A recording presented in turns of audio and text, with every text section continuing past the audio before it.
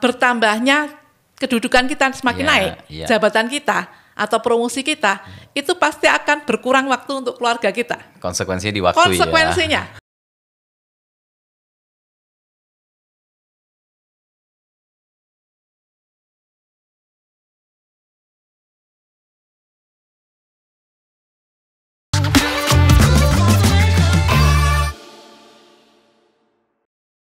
Oke, ketemu lagi di Today's Message Podcast bersama saya dengan Yuhandi, dan telah hadir di tengah-tengah kita seorang konselor keluarga, ada Ibu Krisna Dewi Maharti. Apa kabar Ibu Krisna? Kabar baik Pak Handi. Puji Tuhan ya. Thank you Ibu sudah bisa hadir di acara kita di Today's Message Podcast ini.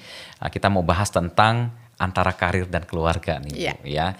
Karena kan kita tahu ya, khususnya di Jakarta dan kota-kota besar, suami istri kan banyak yang sama-sama bekerja gitu ya. Betul. Nah kita mau mungkin di awal nih pengen minta pandangan Ibu nih gitu loh untuk suami istri yang bekerja ini bagaimana menurut Bu Krisna? Ya, pastinya memang kita bersyukur ya kalau memang Tuhan izinkan kita memang memiliki satu pekerjaan, apalagi kalau pekerjaan itu memang sesuai dengan panggilan kita, gitu ya, sesuai dengan passion kita, pasti kita akan sangat berbahagia, dan keluarga juga tentunya berbahagia ketika melihat kita antara pekerjaan satu ke yang lain, tahun ke tahun itu mengalami sebuah kenaikan, ya, artinya meningkat. Tentu itu berkat dari dukungan keluarga, dan ketika ada karir yang meningkat juga itu bagian dari kita pun bisa keluarga berkembang ya. Misalnya dulu mobilnya butut, sekarang bisa lebih ganti gitu kan ya.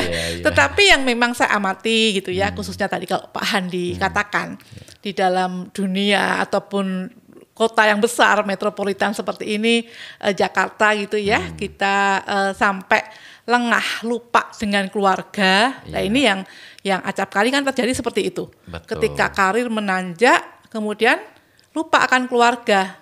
Artinya terbengkalaikan. Nah ini yang jangan sampai ini terjadi, karena fenomenanya banyak seperti itu. Iya, betul. Nah, juga ada fenomena begini ya Bu ya. Mungkin nanti salah satu pihak yang menonjol. Nah, ya kan, akhirnya kan tadi ya karirnya yang lebih diutamakan gitu ya, antara contohnya suami istri bekerja gitu ya, ternyata istrinya lebih menonjol nih gitu, atau mungkin kalau suami sih masih biasa ya, tapi ada pihak wanitanya yang lebih menonjol gitu misalnya. Nah itu akan menimbulkan satu problem tersendiri, betul ya Bu Krisna ya? Oke. Karena kalau sampai kita nggak paham ya, pria itu kan sebetulnya statusnya juga ada di pekerjaan. Artinya dia merasa berharga, dia merasa dirinya itu berarti gitu ya, dengan adanya pekerjaan. Betul. Makanya kalau orang bertanya, misalnya Pak Handi ketemu dengan temennya, lu kerja kemana sekarang nih ya? Kerja di mana nih, posisinya apa? Itu waduh, buat pria itu harga dirinya dia juga. Lah kalau sampai tadi pertanyaannya ada wanita yang melebihi gitu ya, lebih karirnya menonjol daripada pasangannya, dan bahkan dia juga lebih mengedepankan karirnya dibanding keluarganya, begitu kan tadi. Tentu ini akan menjadi sesuatu yang persoalan besar. Ya, pertama bisa jadi suami harga dirinya semakin merasa tidak dihormati. Kemudian berikutnya merasa bahwa ini kewajiban sebagai istri, sebagai ibu rumah tangga kok tidak terpenuhi. Ada keluarga-keluarga yang dikorbankan, ada yang tertekan, ya, terutama anak ataupun juga suami yang kemudian merasa merasa harga dirinya rendah atau dipandang sebelah mata. Jangan sampai ini terjadi. Jadi kalau pemahaman tentang keluarga dan karir seyogyanya memang harus seimbang. Makanya komunikasi itu penting sekali. Mesti balance ya. Betul, mesti balance ya. Wow, luar biasa. Dan juga kan kita juga tahu nih Bu Krisna sendiri kan juga sangat sibuk ya. Mungkin biar lebih mantap nih, bagaimana sih Bu Krisna mengatur waktunya? Jadi saya memang selalu mengkomunikasikan dengan suami gitu ya, untuk bagaimana bisa mengatur waktu saya. Sekarang pun kalau kemarin gitu ya, saya sebagai konselor di Focus on the Family selama 15 tahun, saya tuh ambil part time. Jadi jam 12 siang pulang ya. Jadi saya juga mau ketika masuk juga bukan jam 8 pagi tapi jam 9, supaya memang sudah bisa menyelesaikan setiap tanggung jawab saya di rumah. Jadi suami sudah ke kantor, anak-anak sudah sekolah gitu ya. Nanti saya pulang juga bisa jemput anak, tidur siang dengan anak. Itu 15 tahun saya di Focus on the Family konselor keluarga. Kemudian di Family First 4,5 tahun gitu ya, sebagai direktur di Family First program. Saya juga ngambilnya part time gitu ya. Jadi cuman seminggu 2 kali. Ya, di samping itu kemudian mengisi hari-hari yang kosong itu di sela-sela memang anak pas tidak di rumah. Jadi itu yang kami siasati karena suami juga pinginnya anak terpelihara dengan baik, terawat dengan baik, ya puji Tuhan gitu ya. Karena memang anak itu kan ya anak panah dari Tuhan yang harus kita lesatkan menuju pada destininya Tuhan ya. Jadi bersyukur anak-anak bisa berkembang dengan baik, menuju dengan cita-cita mereka. Dengan yang kecil itu selalu ranking gitu ya. Yang gede juga musiknya dipakai untuk organis di gereja, melayani gitu ya. Itu karena kami punya waktu. Kami bisa membagi waktu antara kapan kami harus mengisi anak-anak dengan talenta mereka, kemudian menjadi seorang ibu, dan juga di sela-sela anak pas sekolah itulah kami mengisi hari-hari kami untuk melayani, dan juga untuk melakukan passion kami dalam entah menulis, saya menulis gitu ya, kan saya juga suka menulis gitu. Begitu ya. Wah, luar biasa ya Bu ya. Jadi memang kita mesti pintar-pintar menyiasati gitu ya. Betul. Dan ketika kita kita mau pasti ada jalan keluarnya. Saya tadi lihat luar biasa ya, bekerja bisa tanda kutip ya, bisa minta part time gitu ya, dan diatur sedemikian rupa. Nah, pertanyaannya nih Bu, mungkin ada tips ya buat teman-teman yang menyaksikan acara ini, bagaimana sih supaya antara karir dan keluarga itu bisa berjalan seimbang Bu? Pastinya sekali lagi kuncinya di komunikasi gitu ya. Kalau firman Tuhan di Markus 7 ayat 37 khususnya bagian B dikatakan di sana bahwa Tuhan itu ingin setiap orang yang tidak bisa berbicara, bisa untuk berbicara, yang tidak bisa mendengar tuli, untuk bisa mendengar. Jadi dia mengatakan bahwa segala-galanya itu harus baik. Ya. Amin. Yang tuli, mari bisa mendengar, yang bisu bisa berkata-kata. Itu artinya apa? Tuhan nggak mau ada penghalang dalam komunikasi. Orang kan mendengar misalnya tuli kan sulit untuk mengerti apa sih maksudnya Pak Handi ini ngomong apa sih, Bu Krisna ini ngomong apa sih, kalau bisu juga sulit. Tetapi Tuhan mengatakan saya mau menghilangkan itu semuanya biar indah. Artinya jangan sampai ada penghalang-penghalang dalam diri kita, khususnya dalam hal komunikasi. Makanya kunci untuk kita bisa memiliki keseimbangan antara karir dan juga keluarga. Mari Bapak Ibu ya, suami istri yang saat ini mendengarkan program kita, podcast ini gitu ya, bisa memiliki waktu berkomunikasi. Misalnya suami saya waktu itu ditawari untuk bekerja di Jakarta ya, tadinya di perusahaan di Tangerang, kami tinggal di Tangerang nih. Kemudian terima nggak ya Mah gitu ya. Ya kalau saya sih terserah Papa, saya bilang gitu ya, nggak masalah, apapun yang dipilih saya dukung. Ini juga bagus tawarannya. Coba deh tak tanya ke anak gitu ya. Dia tanya ke anak, enggak, aku enggak mau. Pokoknya aku maunya sama papa. Papa masih bisa punya waktu buat aku. Nah, makanya figur seorang ayah ketika sosoknya masih dibutuhkan anak, kemudian tanggapan istri bagaimana untuk diterima apa tidak. Karena semakin bertambahnya kedudukan kita semakin naik, jabatan kita atau promosi kita, itu pasti akan berkurang waktu untuk keluarga kita. Konsekuensinya di waktu ya. Mari kita jujur itu. Tapi kita juga jujur senang ketika kita melihat bahwa dengan semakin karir menanjak, kehidupan kita juga bisa meningkat. Betul. Kita bisa menjadi lebih bisa memberkati dengan apa yang kita punyai. Kita bisa lebih memberikan persembahan yang lebih. Kita lebih banyak bisa menolong orang. Kita juga happy gitu betul. Dengan apa yang kita rindukan bisa tercapai, tetapi bahwa ketika kemudian itu mengabaikan keluarga ini kan yang tidak boleh. Jadi tipsnya sekali lagi satu, komunikasi. Kemudian komunikasi itu artinya minta pendapat atau hikmat dari pasangan kan, ya.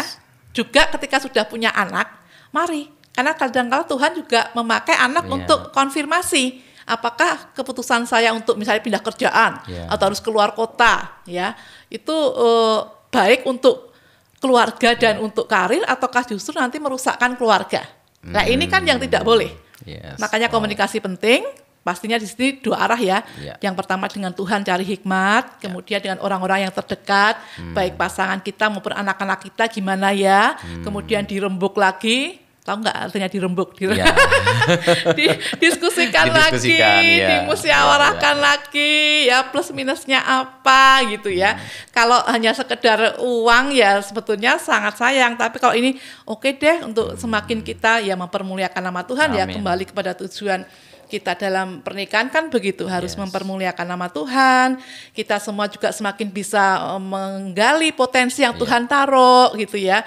Artinya misalnya kalau saya juga seperti ini itu kan juga berkat Tuhan. Bisa bersiaran seperti ini. Betul. Di televisi juga bisa kita kembangkan. Kita juga bisa melakukan seminar konseling ya untuk menolong jiwa-jiwa keluarga-keluarga yang tadinya menangis bisa tersenyum penuh harapan. Itu kan bagian dari kalau kita cuman nggak mau disuruh apa-apa nggak mau kan juga tidak bisa menjadi berkat yang luas. Betul, ya. Betul. Jadi tipsnya memang harus komunikasikan itu dengan Tuhan, minta hikmat, kemudian dengan pasangan dan anak-anak kita, kemudian ya kita kemudian harus yakin bahwa ini ujungnya akan semakin mempermuliakan nama Tuhan. Amin. Itu yang harus dipahami bagi setiap kita ya, khususnya pendengar yang mengikuti program kita ini. Wow, luar biasa loh Bu Krisna. Nah, saya jadi jadi pengen kepo sedikit nih. Boleh. Akhirnya suaminya memilih untuk pindah atau tidak setelah mendengarkan tadi anak bilang jangan saya masih butuh figur papa gitu. Akhirnya gimana Bu? Keputusannya apa? Suami saya tidak pindah. Wow. Jadi ketika anak nggak mau, aku masih pengen sama papa. Dulu kan kalau kecil kan diantar ke sekolah, pulang juga dia masih banyak waktunya karena pulang masih sore kan, karena kita sama-sama di Tangerang. Betul. Kerjanya cuman ya 10 menit lah dari rumah begitu. Jadi suami saya memilih untuk tidak mengambil peluang itu. Tetapi hebatnya ya Tuhan itu luar biasa ya. Ketika tujuan kita baik untuk keluarga, karena keluarga itu kan awalnya dalam kitab Kejadian ya itu kan Adam dan Hawa gitu ya, itu hubungan suami istri itu yang utama. Kemudian bercocok tanam kan, bekerja itu juga penting. Nggak bisa kita ngomong demi keluarga bekerja terus. Atau sebaliknya juga kan demi karir gitu ya, keluarga terus kemudian diabaikan ya, atau kita di rumah terus untuk pasangan kita terus tapi tanpa mau meningkatkan apa yang sudah Tuhan taruh dalam diri kita. Nanti dapurnya kan nggak ngebul.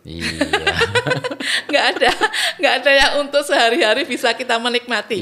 Jadi sebetulnya suami saya mengambil keputusan yang luar biasa. Tahun itu dia tidak mengambil untuk pindah walaupun ada peluang yang lebih besar. Ketika anak SMP, ya waktu itu kan anak saya SD, anak SMP ada peluang lagi. Wow. Ya, jadi kantor yang di Tangerang ini 2 tahun lagi mau pindah ke Jakarta. Di sela-sela mau persiapan pindah itu ada tawaran ke Jakarta. Jadi suami saya kembali tanya ke saya, kalau nanti ujung-ujungnya 2 tahun lagi pindah, ini ada tawaran bagus, ambil Pak, saya bilang gitu. Coba tak tanya anak ya, tanya saya bilang gitu ya. Dia tanya lagi nih, Dek, Papa mau dapat tawaran ini loh, nanti dapat ini, tapi harus di Jakarta. Tapi kalau nggak diambil nanti 2 tahun juga harus ke Jakarta. Aku kan udah SMP Pak, nggak apa-apa, udah besar, Papa ambil aja. Aku pulangnya juga udah jam 2:30 sore. Ya, jadi begitu kami sepakat, suami saya mendengar suara anak gitu ya, mendengarkan suara saya juga, yang kami yakini itu juga konfirmasi dari Tuhan gitu ya. Ambillah peluang itu. Dan betul kami semakin bisa bersyukur, bersukacita dan menjadi berkat untuk kemuliaan Tuhan. Wah, keren sekali ya. Jadi memang jangan pernah lupa ya untuk melibatkan keluarga di dalam komunikasi, ini sangat penting ya Bu ya. Betul sekali. Mengambil pilihan dan akhirnya Tuhan pun akan bawa kita mengambil pilihan yang terbaik. Kayak ibarat kalau saya itu ada tahu itu ya, bola yang dari karet. Kalau dulu bekel yang dari karet bisa mendat. Itu ketika kita tujuan untuk keluarga, kita saat itu memang sudahlah demi keluarga saya nggak ambil dulu. Suatu saat itu akan Tuhan lempar lagi dan kita bisa nangkap lagi. Amin. Jadi jangan takut ketika memang anak-anak sosok pasangan kita masih butuh figur, betul-betul kita bantu untuk tumbuh kembangnya, untuk perhatian kita, dan sepertinya ada peluang yang bagus kita, tapi ini kok butuh saya harus hadir untuk mencintai, menghadirkan damai sejahtera, mengasihi, waktu kebersamaan. Ya, itu kita berikan dulu. Suatu saat berkat dari Tuhan itu pasti akan datang lagi. Amin. Makanya ini yang kadang-kala kita harus selalu ya dengar-dengaran, komunikasi dengan hati dalam doa kita bersama Misbah Keluarga untuk mengerti kalau mau mengambil keputusan untuk berhubungan dengan karir gitu ya dan keluarga, ini betul apa tidak, membangun keluargaku atau tidak, atau justru nanti malah merusak, menjauhkan. Ya ini kan yang harus benar-benar kita nggak mudah untuk memilih, tetapi kita bisa karena kita selalu berkomunikasi baik dengan Tuhan maupun dengan orang-orang terdekat kita. Wow, keren banget nih Bu Krisna. Nah sekarang masuk ke pelayanan Ibu di dalam hal konseling gitu ya Bu ya. Mungkin ada pengalaman nggak sih Bu ketemu pasangan yang mengeluhkan tentang karir dan keluarganya yang akhirnya mungkin membuat mereka malah jadi bermasalah gitu, harus memilih? Hampir itu ya, hampir semua yang dikeluhkan itu sebetulnya ada kaitannya ya dengan pekerjaan. Misalnya pindah keluar kota, ternyata suaminya tersangkut wanita idaman lain. Wow. Nah itu kan juga alasannya untuk keluarga gitu ya. Memang tambah besar juga pendapatan, tapi ternyata di sana juga ada godaan. Dan kemudian yang tadinya bisa pulang dalam 2 minggu sekali, sebulan sekali, lama-lamanya ditelepon susah. Kemudian istrinya merasa sedih, bingung, semakin lama semakin jarang pulang. Alasannya selalu ada proyek gitu ya. Betul bahwa uang itu lebih banyak gitu ya dia terima. Itu yang konseling saya tangani ya dalam proses konseling seorang ibu gitu ya, nangis-nangis karena suaminya jarang sekali mulai jarang untuk pulang ke rumah. Sementara anak-anaknya butuh figur itu, dan ketahuan ternyata bahwa ada wanita lain yang hadir gitu ya. Anaknya terluka, ibunya juga bingung. Dia mengatakan, nanti nih kalau anak saya sudah semua lulus kuliah, saya akan ceraikan suami saya. Tentu kalau kita kan tidak boleh gitu ya untuk menceraikan gitu apa yang sudah Tuhan persatukan, tidak boleh diceraikan oleh manusia. Jadi ya kita bimbing pelan-pelan apakah itu yang terbaik.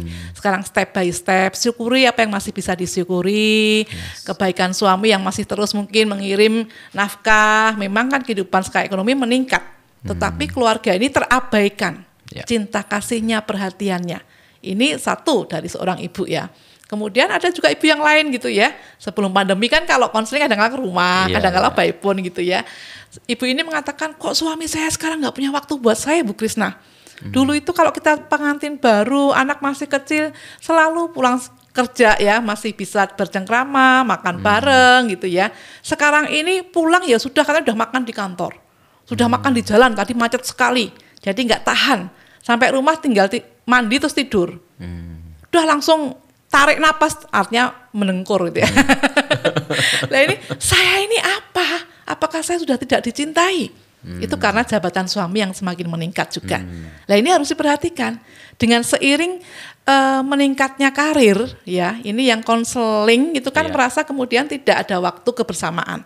Nah ini pentingnya nih pasangan suami istri itu ya Bapak Ibu yang mendengarkan program kita ini, mari tetap di sela-sela waktu yang ada, walaupun kita berkurang mungkin waktu untuk keluarga, kita manfaatkan secara maksimal. Ya, kita punya quality time lah, harus punya waktu.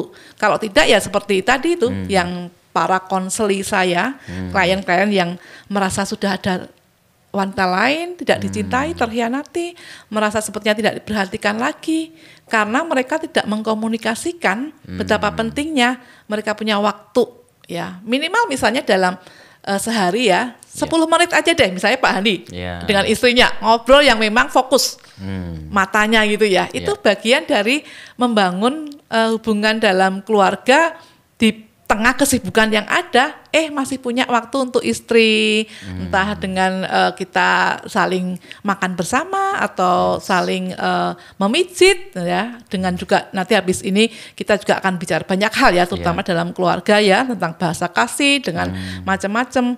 Ini harus dihidupkan tetap dalam keluarga supaya tidak terjadi hal-hal yang seperti kasus dalam konseling saya tadi, ya hadirnya godaan-godaan dalam pernikahan orang ketiga dan juga merasa tidak dicintai tadi oleh karena meningkatnya karir yang ada. Oke.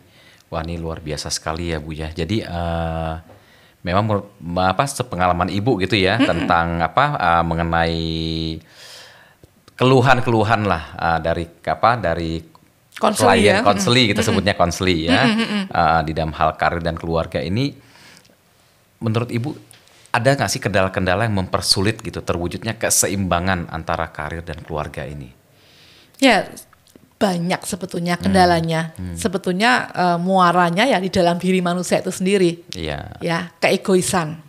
Ya, misalnya saya pokoknya kan itu untuk kamu, yang penting beres. Ya, dalam urusan keuangan beres. Aku pokoknya pengen mengejar karir.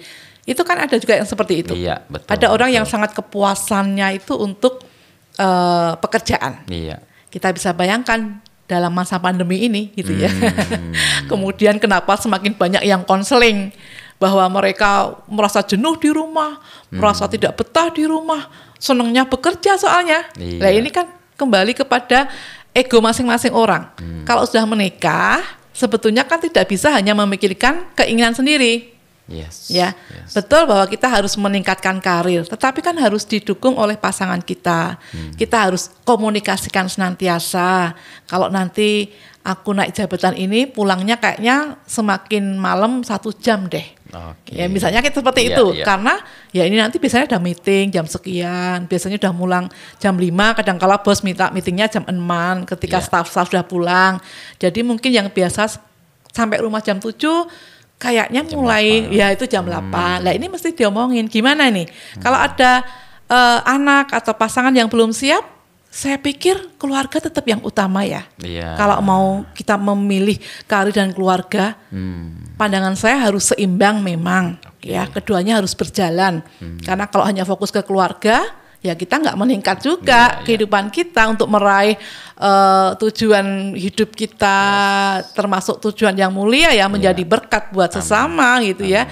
Itu akan tersendat-sendat ya. Tetapi kalau kita juga fokusnya ke karir terus, ada orang-orang yang menderita, apa gunanya juga? Atas dasar demi keluarga kita lupa. Akhirnya keluarga malah yang ditinggi. Itu dia ya. Makanya di sini sekali lagi kendalanya memang keakuan kita sendiri, keegoisan kita sendiri yang kadang ambisius mencapai karir yang tinggi, kemudian melalaikan tanggung jawab kita pada orang-orang terdekat. Itu yang pertama. Yang kedua juga kendalanya karena memang tidak dapat dukungan pasangan. Ya toh, itu kalau tidak dapat dukungan pasangan kan pasti konflik terus. Ribut dan ribut. Ya, setinggi apapun jabatan kita, sekaya apapun kita memiliki banyak hal gitu ya.